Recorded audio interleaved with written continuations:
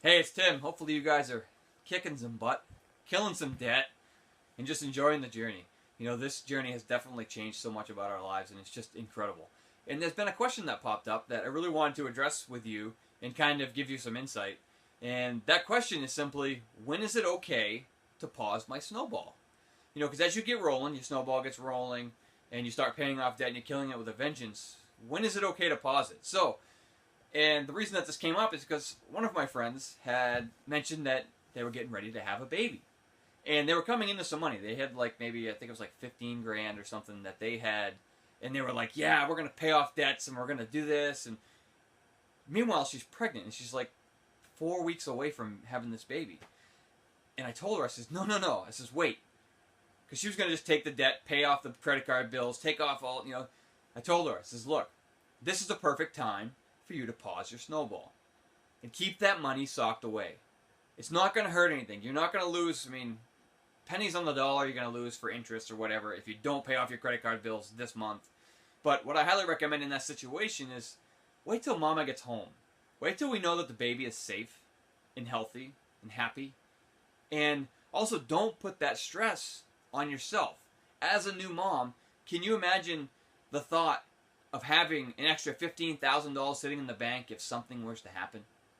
Just knowing that that blanket is there. How much better as a mom would you sleep? So just kind of let that sink in for a second.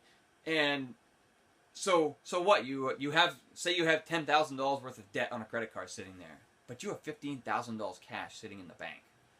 I tell you right now, that should make you feel a lot better. Just knowing, because guess what? When everybody's all happy, mommy's back to work, maternity leave's over, it's time to get back to reality. Guess what? That money is still sitting there if nothing bad happened, right? Then you take that money and you attack the snowball again. Just crush that debt. You know, if you have big events coming up, this is another perfect example. If you have, like, say you have like Boy Scout camp or something's coming up, and you know it's going to cost, say, $500. I have no idea what it's actually going to cost, but and you don't have $500 right now. You know, you don't want to take it out of your emergency fund, right? So what you do is you pause your snowball and you take that money and you save up that $500. And then once you have the $500 saved, then you just start your snowball again. So if you know big purchases are coming up, just pause what you're doing. It's okay. Because I'd rather you pay cash for the events that are coming up than to keep killing debt and adding more to it by charging again. It's the same thing that happened to us this year. We had 5 vacations that we went on this year. And I paid cash for every single one of them. Because we would pause our snowball and we'd build up the cash that we needed, and then we start the snowball again. And we just keep that going for each one of the little vacations that we took. Because I didn't want to accumulate any more debt. Sure, I could have just took all that money and put it on the credit cards and then charged the trips again, but do you see where I'm going? You're working against yourself. So don't do that. You know, just be consciously thinking about it. If you know something big's coming up, like right now, Christmas is coming, it's like, what, I think 12 weeks away?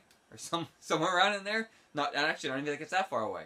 You know, you could pause your snowball right now, save up enough money to have a nice Christmas with your family, and not have to worry about putting it all on credit cards. Because guess what? You know Christmas is coming. Why not plan for it?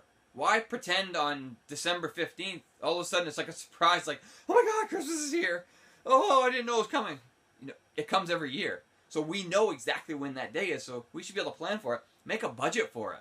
So that way you know, I mean, if you were to save even $75 to $100, say, per month in your budget every month, starting in January this year, or next year, you have $1,200 when it come December.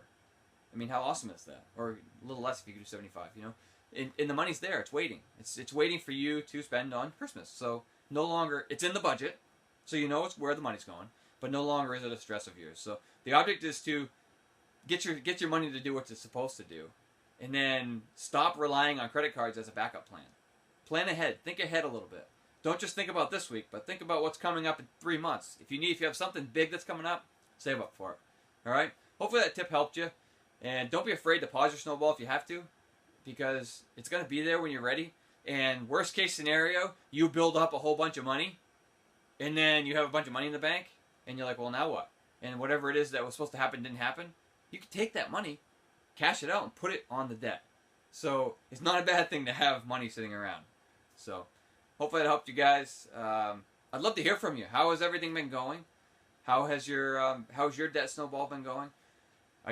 What step are you on? Are you still on step 2, paying off debts? You have your emergency fund in place.